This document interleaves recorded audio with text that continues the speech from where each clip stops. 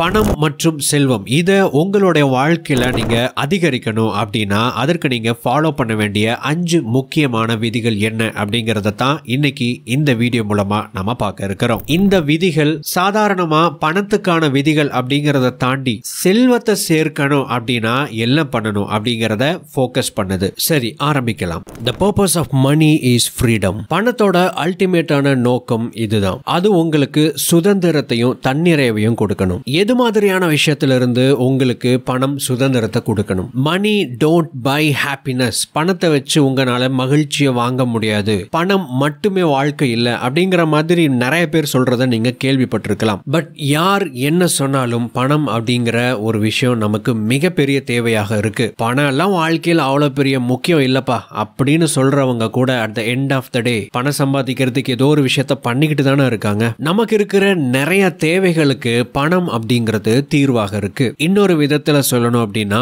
நிறைய ப்ராப்ளத்துக்கு மணி அப்படிங்கிறது சொல்யூஷனா இருக்கு. பணம் அப்படிங்கிற கருவி உங்களுக்கு எந்தெந்த விஷயங்களுக்கெல்லாம் தீர்வாக இருக்கோ அந்த பிரச்சனைகளுக்கான தீர்வுகளை எல்லாம் உங்களால சமாளிக்க முடிஞ்சது அப்படின்னா அதுதான் சுதந்திரம். இந்த சுதந்திரத்தை உங்களுக்கு கொடுக்கிறது தான் பணத்தினுடைய அல்டிமேட்டான நோக்கம். இந்த தீர்வை பணத்தை வச்சு உங்களால எப்படி உருவாக்க முடியும் அப்படின்னா 2 வகையில உருவாக்க முடியும். ஒன்னு, உங்களுடைய தேவைகளை விட அதிகமான பணத்தை சம்பாதிக்கிறது. இல்ல உங்களுடைய தேவைகளுக்கு குறைவான ஒரு வாழ்க்கை முறையை வாழ்வதன் மூலமாக உங்களுடைய பண பிரச்சனைகளுக்கான தீர்வுகளை சமாளிக்கிறது. பணத்தை சம்பாதிக்கணும் அப்படின்னா நாம உழைக்கணும். இதுக்கப்புறம் நான் என்னுடைய உழைப்பை நிப்பாட்டிக்க போறேன் அப்படிங்கறத நம்ம ரிட்டையர்மெண்ட் அப்படிங்கிற வார்த்தையின் மூலமா நாம குறிப்பிடுறோம். பெரும்பாலும் 60 வயதுக்கு அப்புறம் நிறைய பேர் ரிட்டையர்ட் ஆகுறாங்க. பட் இப்போ இந்த காலகட்டத்தில் இந்த ரிட்டையர்மெண்ட் அப்படிங்கிற வார்த்தைகளை நீங்க அதிகமா கேள்விப்படலாம். நிறைய பேர் இதை பேச ஆரம்பிச்சிருக்கிறாங்க. அண்ட் இந்த ரிட்டையர்மெண்ட் அப்படிங்கிறது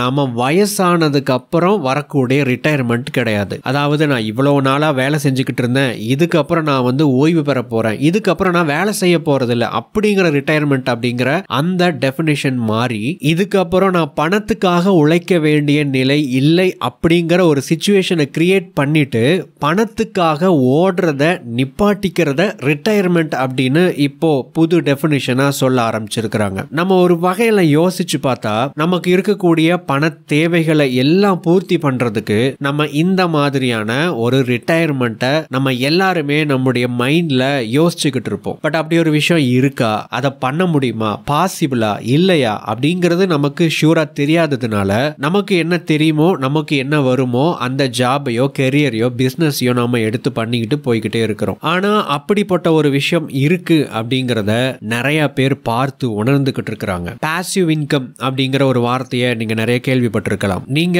ரிட்டையர் ஆகணும் அப்படின்னா பாசிவ் இன்கம் அப்படிங்கறத ஜெனரேட் பண்ண ஆரம்பிக்கணும். உங்களுடைய செலவுகளை குறைக்கணும். உங்களுக்கு எது பிடிக்குதோ அதை செய்ய ஆரம்பிக்கணும். இந்த 3 கருத்துக்களை ஒன்னா இணைச்சு கொஞ்சம் டிஃபரெண்டா புரிஞ்சுக்கிறது நமக்கு ரொம்ப ரொம்ப இம்பார்ட்டன்ட். பாசிவ் இன்கம் சம்பாதிக்கணும் அப்படின்னு சொன்ன உடனேயே நான் இந்த வேலை வெட்டியும் செய்யாம நான் ஏதோ ஒரு சிஸ்டத்தை உருவாக்கி வச்சுட்டா அது தொடர்ச்சியா எனக்கு பணத்தை கொடுத்துக்கிட்டே இருக்க போகுது, அந்த பணத்தை நான் வாங்கி செலவு பண்ண போறேன், அதுதான் பாசிவ் இன்கம் அப்படின்னு நினைச்சீங்கன்னா அது பாசிவ் இன்கம் இல்ல. எதுவுமே செய்யாம பணத்தை உருவாக்குறது அப்படிங்கறத தாண்டி நமக்கு பிடிச்ச வேலையை செய்ய போறோம், அதுக்கு பணம் கிடைக்க போகுது. அதுக்கு தேவையான பணத்தை ஜெனரேட் பண்ற மாதிரியான சில விஷயங்களை நாம உருவாக்கி ரன் பண்ண போறோம். அது ரன் ஆகிறதுக்கு என்னுடைய நேரத்தை முழுவதுமாக அங்க செலவு பண்ணணும் அப்படிங்கிற அவசியம் இல்லை அப்படின்னு சொல்லக்கூடிய ஒரு விஷயம் தான் பாசிவ் இன்கம். இத நீங்க பல வழிகளில் அச்சீவ் பண்ண முடியும். Number 2, use leverage.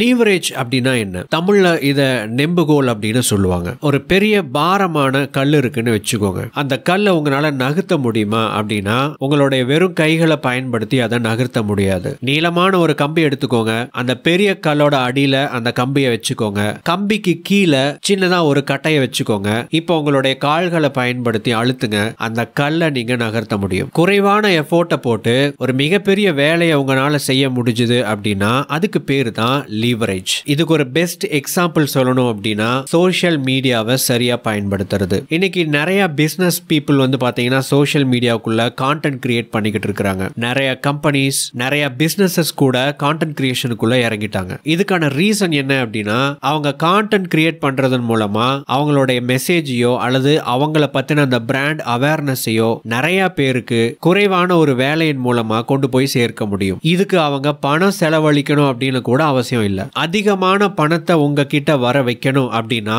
நீங்க கட்டாயமா இந்த லீவரேஜ் அப்படிங்கறத பயன்படுத்தி தான் ஆகணும். பிகாஸ் நாம வாழ்ந்துகிட்டு இருக்கிற இந்த காலகட்டம் அப்படிங்கிறது ஒரு இன்ஃபைனைட் லீவரேஜுக்கான காலகட்டம். இன்டர்நெட் அப்படிங்கறத பயன்படுத்தி குறைவான வேலையை போட்டு அதிகமான ரிசல்ட்டை, ப்ரொடக்டிவிட்டியை உங்களால எடுக்க முடியும். இதன் மூலமா உங்களுடைய பணத்தையும் நேரத்தையும் மிகப்பெரிய அளவுல மிச்சப்படுத்த முடியும். அதே அளவு அதிகமான டைமையும் அதிகமான பணத்தையும் நீங்க சேர்க்க முடியும். Number 3, build specific knowledge. நம்ம எல்லாருக்குமே ஸ்கில்ஸ் இருக்கு. அந்த ஸ்கில்ஸை தான் நாம பணமா கன்வெர்ட் பண்ணிக்கிட்டு இருக்கிறோம். அந்த ஸ்கில்ஸை வச்சு நாம ஏதாவது ஒரு வேலையை செய்யும் போது அந்த வேலைக்கான மதிப்பை நாம பணமா கன்வெர்ட் பண்ணி கையில வாங்கிக்கிறோம். அதிகமா பணத்தை சேர்க்கணும், சம்பாதிக்கணும் அப்படின்னா உங்களுக்கு ஸ்கில்ஸை தாண்டி உங்களுக்கு யூனிக் செட் ஆஃப் ஸ்கில்ஸ் தேவைப்படுது. அதை தான் இங்க ஸ்பெசிபிக் நாலேஜ் அப்படிங்கிற வார்த்தையின் மூலமா குறிப்பிடுறோம். நீங்க புரிஞ்சுக்கிறதுக்காக ஒரு உதாரணம் சொல்றேன். மதன் கௌரி எடுத்துக்கோங்க. மதன் கௌரி மாதிரியே நிறைய பேர் கான்டென்ட் கிரியேட் பண்ணிக்கிட்டு இருக்காங்க. இப்படின்னு சொன்ன உடனே உங்க மைண்டுக்கு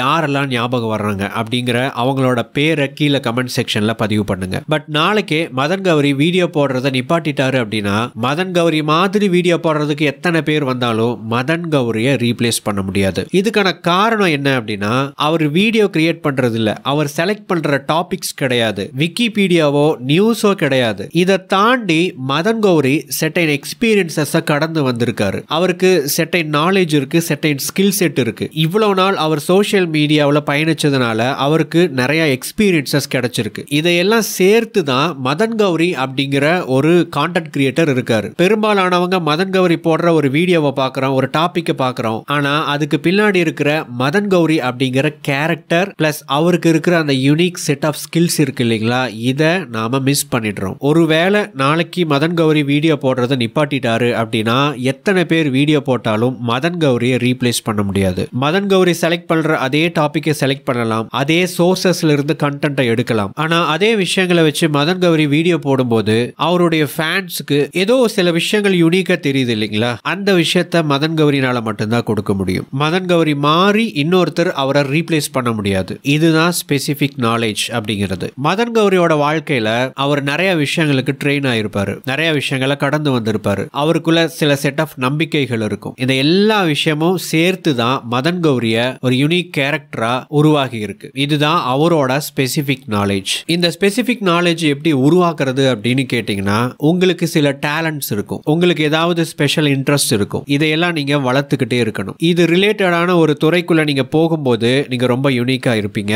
இல்ல இங்க கத்துக்கிற விஷயங்களை எல்லாம் நீங்க எந்த துறையில ஈடுபடுறீங்களோ அதுல கம்பைன் பண்ணி பண்ணும்போது நீங்க யூனிக்கா இருப்பீங்க. இதை புரிஞ்சுக்கிறதுக்கு ப்ரூஸ்லியை எக்ஸாம்பிளா எடுத்துக்கலாம். நிறைய பேருக்கு ப்ரூஸ்லி அப்படிங்கிறவர் ஒரு நடிகர் அப்படிங்கிறது தான் தெரியும். ஆனா ப்ரூஸ்லி ஒரு மார்ஷல் ஆர்டிஸ்ட், ஒரு நடிகர், ஒரு பிலாசபர், ஒரு எழுத்தாளர், தீவிரமா வாசிக்கக்கூடிய புத்தக வாசிப்பாளர். ப்ரூஸ்லிக்கு இதுல எல்லாம் இன்ட்ரெஸ்ட் இருந்துச்சு. இந்த இன்ட்ரெஸ்ட சீரியஸா எடுத்து ஃபாலோ பண்ணாரு. இது எல்லாம் ஒன்னா இணைச்சு அவர் பண்ணக்கூடிய ஒவ்வொரு வேலைகளையும் எக்ஸ்பிரஸ் பண்ணாரு. அது சினிமாவா இருந்தாலும் சரி, மார்ஷல் ஆர்ட்ஸா இருந்தாலும் சரி. அதனாலதான் ப்ரூஸ்லி ஒரு யூனிக் பர்சனா இருந்தாரு. உங்களுக்கு இன்ட்ரெஸ்டடான விஷயத்துல தீவிரமா ஈடுபடணும், அதை டெவலப் பண்ணணும், அது எல்லாத்தையும் கம்பைன் பண்ணணும். ஸ்பெசிபிக் நாலேஜை பில்ட் பண்றதுக்கான ஃபார்முலா இதுதான். இதை செஞ்சிட்டீங்க அப்படின்னா உங்களை யாராலும் ரீப்ளேஸ் பண்ண முடியாது. Number 4, take accountability. போன பாயிண்ட்ல ஒரு விஷயம் சொன்னேன், உங்களுடைய டேலண்ட், இன்ட்ரெஸ்ட் இது எல்லாம் டெவலப் பண்ணணும் அப்படின்னு சொல்லிட்டு. இது எல்லாம் டெவலப் பண்ணணும் அப்படின்னு சும்மா சொல்றது ஈஸி, ஆனா செய்யறது ரொம்ப கஷ்டம். அது உங்களுக்கே நல்லா தெரியும். ஏன்னா பணம் அப்படின்னு எடுத்துக்கிட்டோம் அப்படின்னா அந்த பணத்தை சம்பாதிக்கிறதுக்காக நம்ம ஏதோ ஒரு ஜாப்லயோ பிசினஸ்லயோ நம்ம போய் ஓடிக்கிட்டே இருப்போம். ஒரு கட்டத்துல நம்முடைய பெரும்பாலான ஓட்டம், நம்முடைய மேக்சிமம் டைமை எதுக்கு கொடுப்போம் அப்படின்னா இதுக்காக தான் கொடுத்திருப்போம். சைட்ல வேற எந்த ஒரு விஷயத்தையும் நாம உருவாக்குறதுக்கு டைம் இருக்காது. அதையும் மீறி ரிஸ்க் எடுத்து அதுக்கான டைமை ஒதுக்கி உங்களால ஒரு சில விஷயத்தை ஃபாலோ பண்ணி உருவாக்க முடிஞ்சிருச்சு அப்படின்னா, அதாவது உங்களுடைய வாழ்க்கையை நீங்க உருவாக்குறதுக்கு, உங்களுடைய கெரியரை நீங்க பில்ட் பண்றதுக்கு, ஸ்பெசிபிக் நாலேஜை உருவாக்குறதுக்கு நீங்க பொறுப்பெடுத்து செயல்படுறீங்க அப்படின்னா நிச்சயமா அதுக்கான ரிவார்டு உங்களுக்கு கிடைக்கும். இந்த இடத்துல ரிஸ்க்கும் இருக்கு, ரிவார்டும் இருக்கு. இந்த ரெண்டு விஷயத்தையும் ஏத்துக்கிற அந்த மனப்பான்மை இருக்கு இல்லைங்களா, அதுதான் accountability. Number 5, don't work for material things. நீங்க இந்த பொறியில மாட்டக்கூடாது. நீங்க பணத்தை சம்பாதிக்கிறதுக்காக ஏதோ ஒரு விஷயத்த பண்றீங்க. மெட்டீரியலிஸ்டிக்கான விஷயத்த அடையறதுக்காக தான் தான் நான் இதை பண்றேன் அப்படிங்கிற மாதிரி உங்க மைண்ட்ல நீங்க நினைச்சுக்கிட்டு இருக்கிறீங்க அப்படின்னாலும் சரி, இல்ல உங்களுடைய மிகப்பெரிய நோக்கமே நிறைய பொருட்களை வாங்கணும் அல்லது நான் ஆசைப்படுற விருப்பப்படுற எல்லா விஷயத்தையும் செயல்படுத்தணும், அதுக்காகத்தான் நான் சம்பாதிக்கிறேன் அப்படின்னு நினைச்சுக்கிட்டு இருக்கிறீங்கன்னா அது மிகப்பெரிய ஒரு பொறி. It's a drop. தங்களுடைய தேவைகளை மிகப்பெரிய அளவுல குறைச்சுக்கிட்டு வாழ்றவங்க மிகப்பெரிய பொருளாதார சுதந்திரத்தை அனுபவிக்கிறாங்க. அவங்களுடைய லைஃப் அப்கிரேட் பண்ணணும் அப்படிங்கிறதுக்காக நிறைய விஷயங்களை வாங்கிக்கிட்டு இருக்கிறவங்க தேங்காய் துண்டுக்கு ஆசைப்பட்டு எலி பொறியில மாட்டின எலி மாதிரி வாழ்க்கை முறை லைஃப் ஸ்டைல் அப்படிங்கிற ட்ராப்ல மாட்டிக்கிறாங்க. உங்க லைஃப் ஸ்டைலை நீங்க அப்கிரேட் பண்றதுக்கு முன்னாடி யோசிச்சு பண்ணுங்க. அப்படின்னா என்ன அப்படின்னு கேட்டீங்கன்னா, இன்னைக்கு நிறைய பொருட்களை இஎம்ஐல வாங்கிட முடியும். உதாரணத்துக்கு ஒரு கார் அல்லது ஒரு பைக், வாட் எவர். இன்னைக்கு அது உண்மையாகவே இன்றியமையாத ஒரு முக்கியமான ஒரு தேவையான ஒரு விஷயமா தான் இருக்கு. பட் தேவைக்கு வாங்கறத தாண்டி ஒரு பொருளை வாங்கும் போது இதுவரைக்கும் நீங்க வாழ்ந்த வாழ்க்கை முறையை தாண்டி வேற மாதிரி உங்களுடைய லைஃபை அது வாழ வைக்க போகுது அப்படிங்கிற மாதிரி ஏதாவது ஒரு விஷயத்த வாங்குறீங்க. உதாரணத்துக்கு ஒரு விலை உயர்ந்த காரை வாங்குறீங்க அப்படின்னு வச்சுக்கோங்க. அதன் மூலமா உங்களுடைய லைஃப்ல நிறைய மாற்றங்கள் ஏற்படும். அட் த சேம் டைம் பொருளாதார ரீதியா நிறைய சேஞ்சஸ் உங்களுக்குள்ள நடக்கும். அதுக்கு இஎம்ஐ கட்டுறது மட்டும் இல்லாம அதை மெயின்டைன் பண்றதுக்கான காஸ்ட் உங்களுக்கு வரும். இதெல்லாம் வாங்க கூடாது அப்படின்னு நான் சொல்ல வரல, இதெல்லாம் அனுபவிக்க கூடாது அப்படின்னு நான் இங்க சொல்ல வரல. இதை பண்றதுக்கு முன்னாடி பிளான் பண்ணி பண்ணுங்க. நண்பர்களே, ஐ ஹோப் இப்ப நாம பார்த்த இந்த மணி அண்ட் வெல்த் பிரின்சிபிள்ஸ் உங்களுக்கு ஏதோ ஒரு விதத்துல வேல்யூ ஆட் பண்ணிருக்கும் அப்படின்னு நம்புறேன். growth factor தமிழ் அப்படிங்கிற நம்முடைய புதிய சேனல்ல சரியாக சிந்திக்கிறதுக்கு நீங்க ஃபாலோ பண்ண வேண்டிய ஒரு சில மெத்தட்ஸ் என்ன அப்படிங்கறத எக்ஸ்பிளைன் பண்ண ஒரு வீடியோவை பப்ளிஷ் பண்ணியிருக்கோம். அந்த வீடியோக்கான லிங்க் தான் இப்ப நீங்க ஸ்கிரீன்ல பாத்துக்கிட்டு இருக்கீங்க. இன்ட்ரெஸ்டடா இருக்கீங்க அப்படின்னா இந்த வீடியோவையும் நீங்க கிளிக் பண்ணி பார்க்கலாம்.